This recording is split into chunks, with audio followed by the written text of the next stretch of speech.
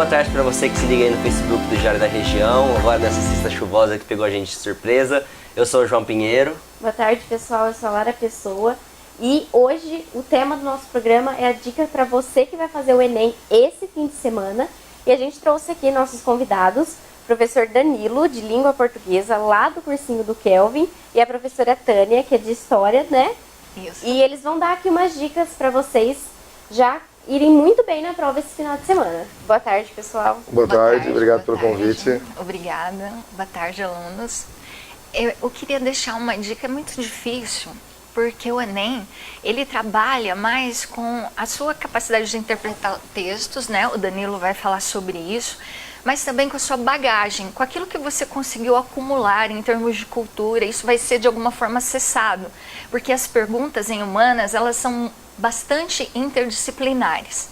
Agora, assim, pensando em história, eu acho que teve um tema que ficou, não é bem um tema, né, mas uma dinâmica, uma confusão, uma polêmica que ficou muito clara esse ano, que foi sobre o fascismo. Então eu gostaria que os alunos, de uma forma especial, olhassem o que foi o fascismo, as circunstâncias históricas. Eles podem fazer uma pergunta misturando sociologia, história, vários aspectos culturais relacionados ao fascismo. Eu gostaria muito que vocês olhassem isso. E aí, aproveitando que você está olhando isso em história geral, olhem Vargas, o período Vargas. Você sabe que na época de Vargas, principalmente durante o governo constitucional de Vargas, ocorreu uma polarização ideológica, principalmente nos últimos 8, 9 anos, daqueles 15 anos, entre dois grupos muito distintos. A esquerda, né, representada pela ANL, né, a turma da AIB, Ação Integralista Brasileira, melhor dizendo, e a turma da ANL, que seria o grupo de esquerda. Esta polarização nos lembra um pouco o que aconteceu agora, recentemente, do período pré-eleitoral para o período eleitoral propriamente dito. Eu gostaria que vocês olhassem isso com bastante carinho.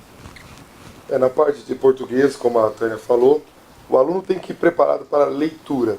Né? Nesses 20 anos, o Enem está completando 20 anos, né? A primeira prova foi em 1998. Então, nesses 20 anos, é uma prova que mudou muito. Mas uma característica se mantém, é a questão da leitura, né? A contextualização, enunciados mais extensos. Então, é uma prova muito diferente da VUNESP. Eu trabalho muito VUNESP com os alunos em sala de aula, e a diferença, eu brinco, que é assim: numa prova da VUNESP leia o texto para responder as questões de 1 a 10. O Enem é o contrário, leia 10 textos para responder a questão 1. É totalmente o contrário.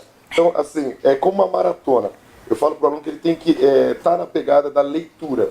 Não adianta você treinar 5 quilômetros para uma corrida, se você no final do ano vai ter uma prova de 7. Então tem que estar preparado. Então a questão da leitura, a interpretação de enunciados, conseguir tirar dali dados importantes para chegar na alternativa correta. Então ter as inferências. Então nem só o dado que está explícito, mas o implícito também é importante. E a questão da interdisciplinaridade que a Tânia comentou. Então o Enem foi uma prova que já teve apenas 63 questões, hoje nós temos 180. Então, quer dizer, mudou muito. Então o aluno precisa ter uma bagagem, um repertório de leitura. Isso é muito importante. E lembrando que o professor Danilo, complementando o que o professor Danilo falou, leia primeiro o que é perguntado e depois o texto.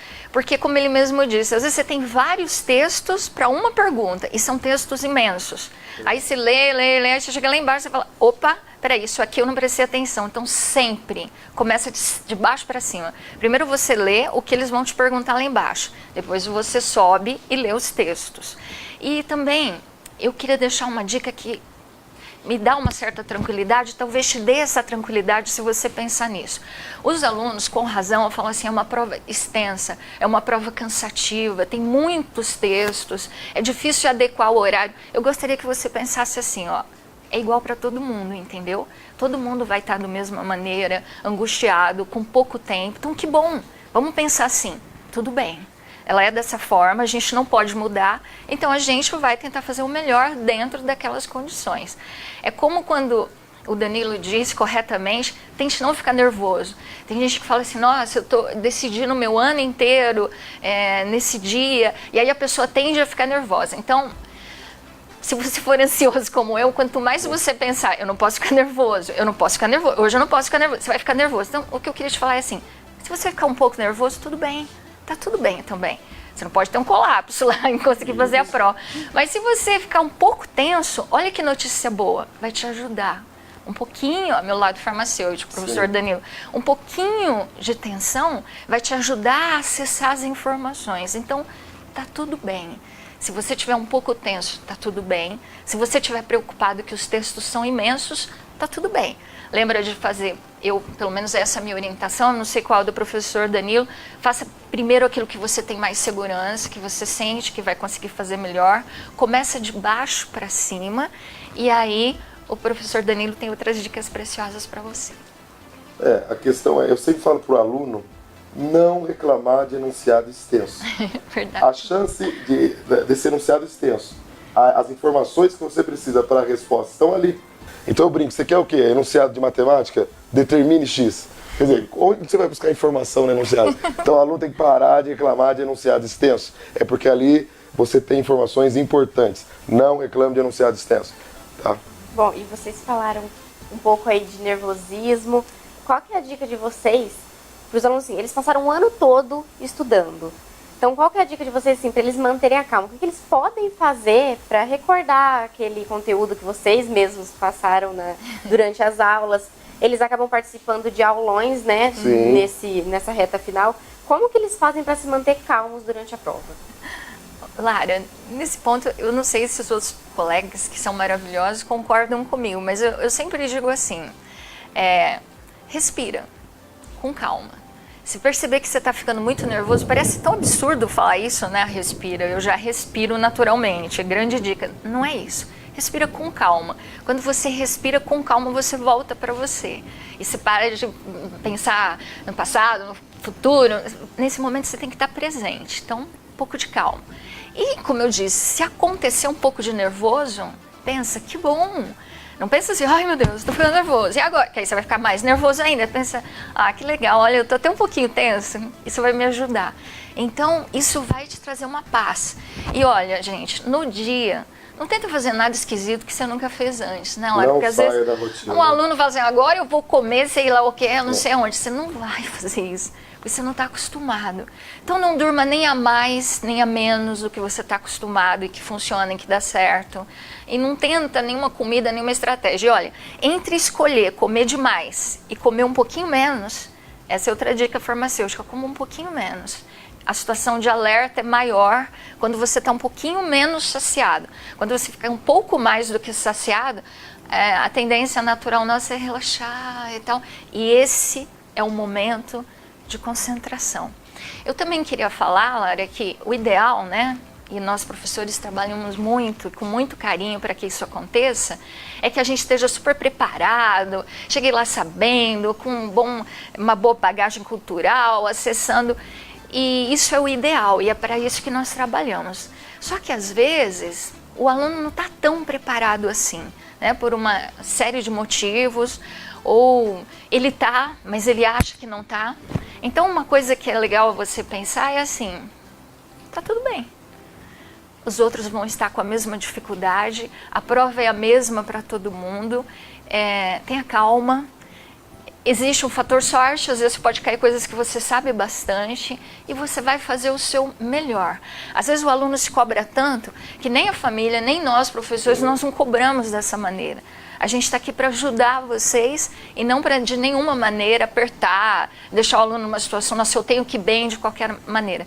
A nossa escola, né, e acredito que isso é o que a maioria das escolas também pensa, mas a nossa escola pensa que o sucesso não é você passar em tudo quanto é lugar, o sucesso é você estar feliz, é você estar bem.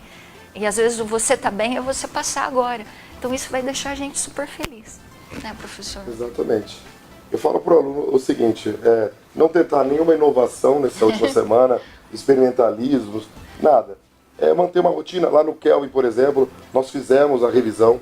Então, assim, o aluno, a confiança, né, na equipe, dos professores, a direção, o clima que a gente cria lá no Kelvin, eu falo isso pelo nosso aluno.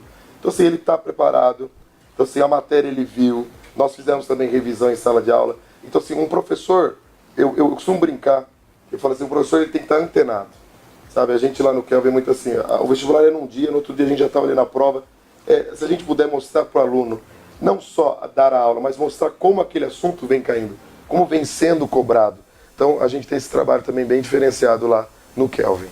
E não se esqueça você também aí que vai fazer o Enem, que dia 4 também começa o horário de verão. Pois é. Então, pede ajuda para sua mãe, entra no site do Horário de Brasília. A gente até soltou uma matéria esses dias aí, dando dicas para você não virar um meme no Enem, porque isso é muito comum, Sempre. né? Agora, falando um pouquinho de dica de redação, eu queria até falar com os dois. Vocês acham que tem algum tema que pode cair quase praticamente... Você não coloca uma certeza, mas acha... Sim. Apostaria. Eu falo que nós somos professores, né? Ninguém é vidente. Certo. Mas o Enem surpreendeu ano passado, por exemplo, um tema de redação que eu acredito que ninguém tenha acertado, embora alguém vai falar que acertou. Mas assim, eu acho que os professores de redação, a equipe de redação do Kelvin, sempre muito antenada. Então a gente tem que ver assim, o que está mais em voga na sociedade, quais são os temas que estão sempre sendo batidos, então acompanhar o jornalismo, né? Então eu falo assim, esse ano fala-se muito de fake news, né? Fala-se de preconceito linguístico, fala-se sobre a vacinação. Então, uma página do governo federal, eu falei para os alunos, contei, que você acessava a página do governo federal, tinha já lá uma imagem. Vacine-se, não dê ouvidos às notícias falsas. Então, muitas crendices em relação à vacinação, então até teve uma diminuição em algumas regiões no tocante à vacina. Então, a vacinação, a questão do preconceito linguístico, o próprio fake news, talvez a questão da alimentação saudável no ambiente escolar, também é uma das coisas bem discutidas também. E eu acrescentaria, eu acho que o Danilo falou as mais importantes, mas como ele mesmo disse, às vezes o Enem surpreende, coloca uma coisa totalmente diferente. Tolerância. Eu acho que a gente está vivendo uma crise de tolerância ou de intolerância, se você preferir, assim, as duas vertentes do mesmo tema, né? Que a gente está precisando muito disso, muito, muito, muito, de nos abraçar como brasileiros. E complementando, né? A equipe do Kelvin é maravilhosa, os professores, toda a equipe de apoio, todos os funcionários, desde que você entra, como você é recebido, todo mundo da secretaria, coordenação, direção, mantenedores, há um afeto muito grande. Eu acho que, além da competência, de estar antenado, de buscar sempre estar por dentro das últimas tendências do vestibular, uma das coisas que deixa o nosso aluno muito feliz é o fato de que ele se sente acolhido. E esse acolhimento que eu queria que você sentisse agora. Nós estamos aqui e a gente está torcendo muito para todos vocês. A gente já passou por isso, eu e o Danilo, a gente entende o que vocês estão passando, né? E eu queria que vocês se sentissem muito, muito, muito queridos e acolhidos. É isso. Bom, e infelizmente o nosso tempo está curtinho hoje. A gente trouxe aqui umas dicas, um apanhado geral. Gostaria de agradecer vocês pela participação e lembrar a todo mundo que no portal do Diário tem uma matéria já com a Tânia, que foi sobre a disciplina de História. Sim, né? com Durante dicas. o Enem. A gente colocou, então tem bem mais explicação lá. E domingo sai uma com a participação do Danilo, que também vai estar no portal do Diário da Região e no Jornal Impresso. Então, para quem quer dar uma lida, que a gente conversou todas as matérias, a gente fez uma série completa com os professores do Kelvin, é só entrar no portal do Diário que vai estar tudo explicadinho lá. Bom, gente, então é isso, né? A gente sabe que sextou, só que hoje é quintou, feriado. Vamos Verdade. focar no... Olha os neologismos né? aí. Como os professores disseram, não vamos inventar moda, vamos continuar com aquela rotina. Fica em casa esse fim de semana, não custa, nem Não esse nem no custa, próximo. não custa, gente. Então, boa prova pra você aí que vai fazer o Enem e no próximo Somos Tão Jovens a gente tá de volta. Obrigado. Obrigada. Boa sorte. Obrigada. Aí agora tem aquele negócio de ficar conversando, pra fingir que tá tendo aquele programa ao vivo, Bacana, sabe? Sempre que acaba os programas. Né? Não tão. Tá tocando musiquinha. É que a gente não tem o retorno. Foi horrível, Lara, eu Tá ótimo, foi ótimo, gente. Muito legal.